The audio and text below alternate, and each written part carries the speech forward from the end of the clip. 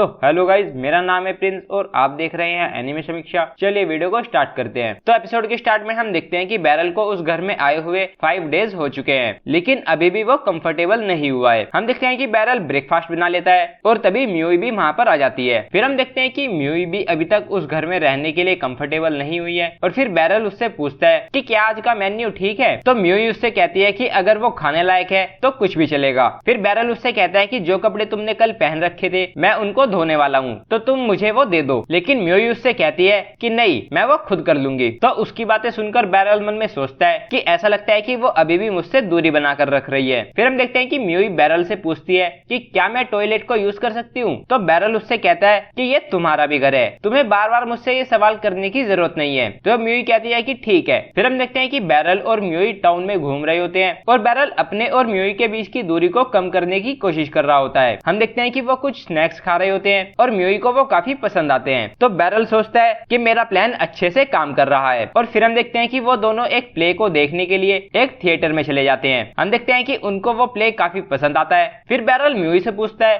कि तुम्हें वो कैसा लगा। तो म्यूई उससे कहती है कि जो उसका मेल लीड था वो काफी अनोइंग था क्योंकि वो काफी सेल्फिश था, लेकिन उसको वो प्ले काफी पसंद आता है। तो ये सुनकर बैरल कहता है कि मुझे लगा था कि हीरोइन सेल्फिश है, लेकिन तुम्हारी बात में भी पॉइंट है। और फिर बैरल कहता है कि लेकिन तुमने उसको एंजॉय किया और सिर्फ यही मैटर करता है। और फिर हम देखते हैं कि बैरल खुश होता है क्योंकि उसका अपने और म्यूई के बीच की दूरी को कम करने का प्लान अच्छा जा रहा होता है। फिर हम अगले दिन का सीन देखते हैं और हम देखते हैं कि बैरल म्यूई के साथ मैजिक इंस्टीट्यूट में जा रहा होता है। बैरल म्यूई से कहता है कि तुम्हारा गार्डियन होने के नाते मुझे तुम्हारे साथ स्कूल में जाना चाहिए और ऐसा नहीं है कि मैं मैजिक इंस्टीट्यूट में इंटरेस्टेड नहीं हूँ। फिर हम देखते हैं कि वो स्कूल के गेट पर पहुंच जाते हैं और वो काफी ज्यादा बड़ा होता है और उसको देखकर वो शॉक हो जाते हैं। फिर हम देखते हैं कि वो स्कूल के अंदर जा रहे होते हैं और वो एक वुमेन से मिलते हैं जिसका नाम किनारा फाइन होता है। वो उनसे कहती है कि मैं मैजिक इंस्टीट्यूट में एक टीचर हूँ। फिर हम देखते हैं कि किनारा बैरल को अपना इंट्रोडक्शन देती है और फिर बैरल उसको अपना और म्यूई का इंट्रोडक्शन देती है और हम देखते हैं कि म्यूई उसके सामने काफी नर्वस होती है। फिर किनारा उन दोनों को अंदर ले जाती है और हम देखते हैं कि अंदर जाते हुए बैरल को वो इंस्टीट्यूट देखकर काफी अच्छा लगता है। वो कहता है कि ये यहाँ का सबसे बेस्ट एजुकेशनल इंस्टीट्यूट है। फिर किनारा उनसे पूछती है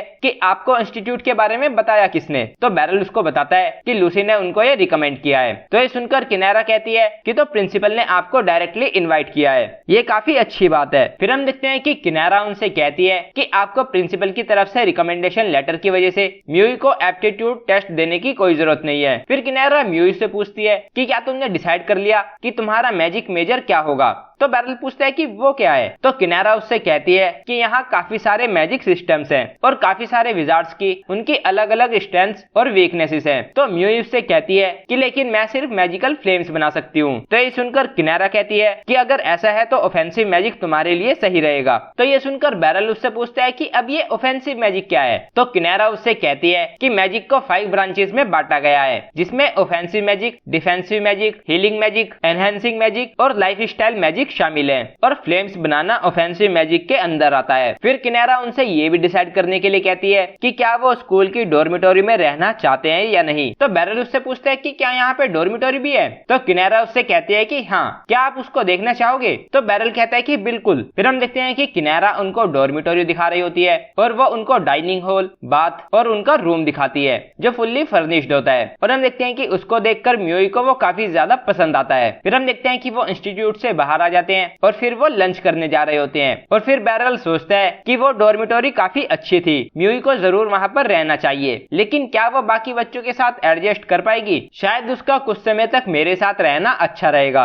और फिर हम देखते हैं कि बैरल काफी परेशान होता है। और फिर हम देखते हैं कि वो एक रेस्टोरेंट में जाते हैं, लेकिन वहां पर काफी भीड़ होती है तो वो वहां से जाने लगते हैं। लेकिन तभी हम देखते हैं कि वहां पर लिसांड्रा होती है और वो बैरल को उसके टेबल पर बुला लेती है। फिर बैरल लिसांड्रा के साथ जाकर बैठ जाता है और बैरल उसको वो स्वॉर्ड गिफ्ट देने के लिए लिसांड्रा को थैंक यू बोलता है। तो वो बोलती है कि इसकी कोई जरूरत नहीं है। फिर वो उससे पूछती है कि ये लड़की कौन है। तो बैरल लिसांड्रा को बताता है कि ये म्यूई फ्रेया है और मैं इसका गार्डियन हूँ और अभी हम साथ में रह रहे हैं। तो ये सुनकर लिसांड्रा काफी शॉक हो जाती है। फिर बैरल लिसांड्रा से पूछता है कि तुम्हारा काम कैसे चल रहा है। तो वो बैरल को बताती है कि साल के इस समय पर कैपिटल में काफी सारे मॉन्स्टर हंट्स होते हैं। तो बैरल पूछता है कि ऐसा क्यों। तो लिसांड्रा उसको बताती है कि स्पेनेड यार्ड वानिया से मीटिंग से काफी सारे स्पेशल लोग आने वाले हैं। ये दोनों एलाइज के बीच की एनुअल मीटिंग है, तो सिक्योरिटी के लिए गिल्ड ने मॉन्स्टर्स को हंट करने के लिए बोला है। फिर हम देखते हैं कि वो लंच कर लेते हैं और फिर बैरल म्यूई से कहता है कि मुझे नाइट ऑर्डर के हेडक्वार्टर्स में कुछ काम है, तो तुम घर चली जाओ।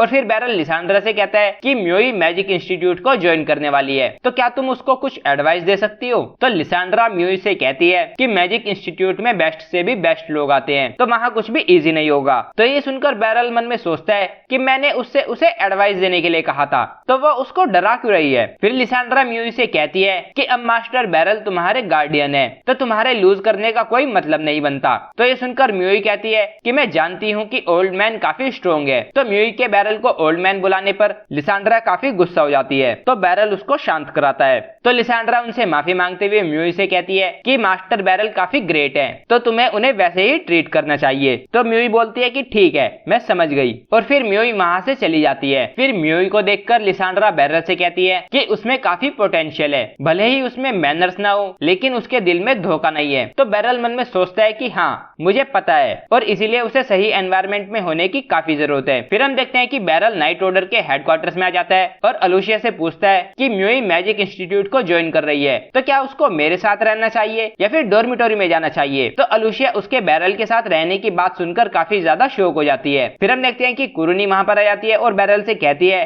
कि उसका डॉर्मिटोरी में रहना सबसे ज्यादा बेस्ट रहेगा, और फाइस भी बोलती है कि डॉर्मिटोरी में रहने की वजह से उसको काफी हेल्प हुई है। तो बैरल बोलता है कि लेकिन मुझे चिंता है कि क्या वो बाकी लोगों के साथ एडजस्ट कर भी पाएगी या नहीं। और तभी हैंडब्लिट्स वहां पर आता है और बैरल से कहता है कि तो फिर उसके कंफर्ट जोन से निकलना उसके लिए काफी ज्यादा अच्छा रहेगा। और फिर अलूशिया बोलती है कि अगर उसको मैजिक इंस्टीट्यूट में स्टडी करनी है तो डॉर्मिटोरी में रहना सबसे ज्यादा सेंसिबल चॉइस है। और फिर हम देखते हैं कि इस बारे में बात करने के लिए बैरल लूसी के पास भी आ जाता है और लूसी उससे कहती है कि उसका डॉर्मिटोरी में रहना ही सबसे ज्यादा बेस्ट रहेगा। फिर हम देखते हैं कि फाइस वहां पर आ जाती है। फिर लूसी फाइस से पूछती है कि जब तुम मैजिक इंस्टीट्यूट में थी तो तुम डॉर्मिटोरी में रहती थी, है ना। तो फाइस बोलती है कि हाँ, वो काफी ज्यादा कन्वीनियंट है, तो वहां पर ना रहने की कोई भी वजह नहीं है। फिर फाइस उससे कहती है कि लेकिन आप मुझसे ये सब क्यों पूछ रही हो। तो लूसी उसको सब कुछ बता देती है और बताती है कि बैरल उसका गार्डियन है। फिर उनकी बातें सुनकर बैरल कुछ सोचने लगता है और फिर लूसी बैरल से बोलती है कि चाहे म्यूई डॉर्मिटोरी में रहे या फिर ना रहे, लेकिन हम देखते हैं कि बैरल उसकी बात पूरी सुने बिना ही वहाँ से उठकर चला जाता है। तो यह देखकर लूसी फाइस से बोलती है कि वो जरूर उन बातों की चिंता कर रहा है जिसकी उसे जरूरत नहीं है। फिर हम बैरल को देखते हैं और वो सोच रहा होता है कि मैंने सोचा कि उसका गार्डियन होने के नाते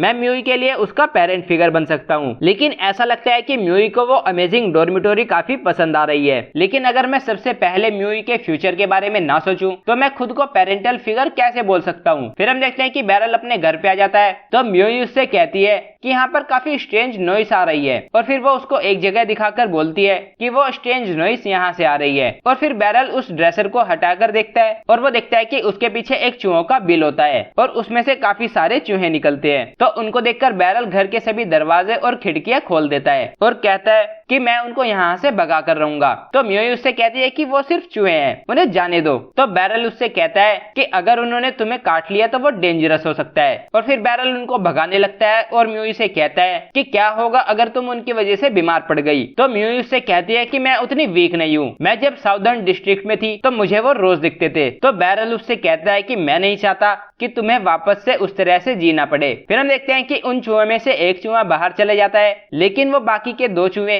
वापस से घर के अंदर चले जाते हैं। फिर हम देखते हैं कि बैरल उन चूहों को पकड़ने के लिए उनके पीछे पड़ जाता है और फिर वो एक टेबल को एक चूहे के ऊपर गिरा देता है और फिर उस चूहे को पकड़ लेता है। फिर वो उस चूहे को बाहर फेंक देता है और फिर दूसरे चूहे को पकड़ने के लिए चला जाता है। हम देखते हैं कि बैरल उस चूहे को पकड़ने की काफी कोशिश कर रहा होता है, लेकिन वो उसके हाथ नहीं आ रहा होता। तभी हम देखते हैं कि म्यूई अपने मैजिक से उस चूहे के रास्ते में फ्लेम्स बना देती है, जिसकी वजह से बैरल उस चूहे को पकड़ लेता है और फिर उसको बाहर फेंक देता है। फिर हम देखते हैं कि बैरल रात का डिनर बनाने लगता है और सोचता है कि जब उसने स्ट्रेंज नॉइज सुनी तो वो हेल्प के लिए मेरे पास आई और उसने एंड में मेरी हेल्प भी की, और अगर वो बाकी लोगों के साथ इसी तरह कोऑपरेट कर सके तो वो आसानी से डॉर्मिटोरी में रह सकती है। फिर हम देखते हैं कि म्यूई वहां पर आ जाती है और बैरल से कहती है कि मैं डिनर बनाने में तुम्हारी हेल्प करना चाहती हूँ। तो बैरल उसको सब्जियां छीलने के लिए दे देता है। फिर हम देखते हैं कि वो डिनर बना लेते हैं और फिर वो डिनर करने लगते हैं। बैरल उससे कहता है कि तुम्हारी वजह से डिनर काफी जल्दी बन गया। फिर म्यूई बैरल से कहती है कि मैं अब से अपनी कुकिंग स्किल्स इंप्रूव करने का प्लान कर रही हूँ। तो बैरल उससे कहता है कि काफी समय के लिए तुम्हें कुक करने की कोई जरूरत नहीं पड़ेगी,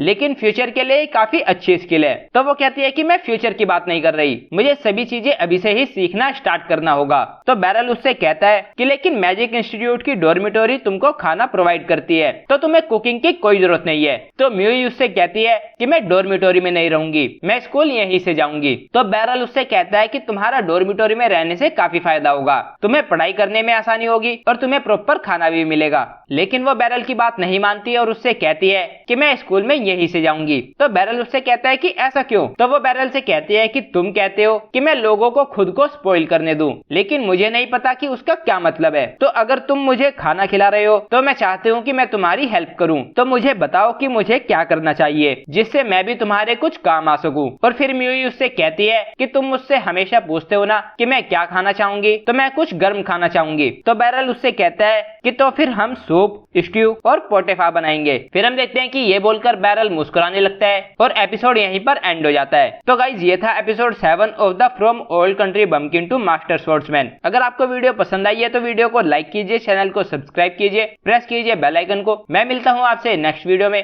थैंक यू।